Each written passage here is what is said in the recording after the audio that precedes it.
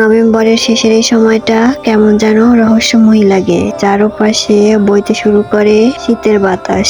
শীত শীত এই ভাবটা ভালোই লাগে। ভোরের স্নিগ্ধ শিশির কুয়াশার আবরণ, বিলের জলে নক্ষত্রের মতো ফুটে থাকা শাপলা, চাঁদের আলোয় এক অদ্ভুত মুগ্ধতা জেগে বসে। আর এই শীতের মধ্যে নভেম্বরের লাস্ট দিকে আমি শুরু করলাম কিলে দিয়ে এটা ওটা বানানোর চেষ্টা। কোনো কিছুতেই যেমন বানাতে পারি না, তাই আজকে ভাবলাম একটা গোলাপ বানাই, দেখি গোলাপটা ঠিকঠাক ভাবে হয় কিনা। যেহেতু ভালোবাসার লাল গোলাপ বলতে কথা, কিছুটা তো হবেই, তাই না? চেষ্টা করা যাক, দেখি লাল গোলাপটা হয় কিনা। এটা ভালোবাসার লাল গোলাপ দেখে আমি খুব ভালোভাবে আস্তে ধীরে করে বানিয়েছি, যাতে এটা আমি পরিপূর্ণভাবে পারি। আর এখন কিন্তু সব জায়গাটাই একটু শীত পড়ছে, আর উত্তর অঞ্চলে তো একটু বেশি শীত। আপনাদের কোন জেলায় কতটুকু শীত পড়ছে সবাই একটু জানাবেন। আমি যেখানে আছি এইখানে তো প্রচুর শীত। শীতের মধ্যে কাজ কাম তেমন একটা নাই, তাই সারাদিন বাসায় বসে এটা ওটা